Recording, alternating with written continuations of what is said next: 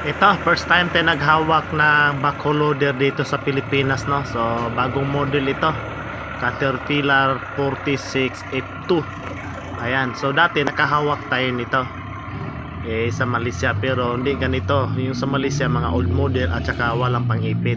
Tulad nito, may pang-ipit, no? Siguro, ganun talaga. Pag tayo ay nanibago sa isang unit, medyo mahirapan tayo mga idol, no? Ayan, wala tayong nadakot dito mga idol.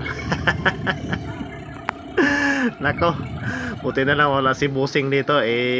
Ngayon pa naman tayo nag-umpisa sa trabaho dito mga idol. Ayan, so tinulak mo na yung isa. Pagkatapos nyan, dadakutin ko, no?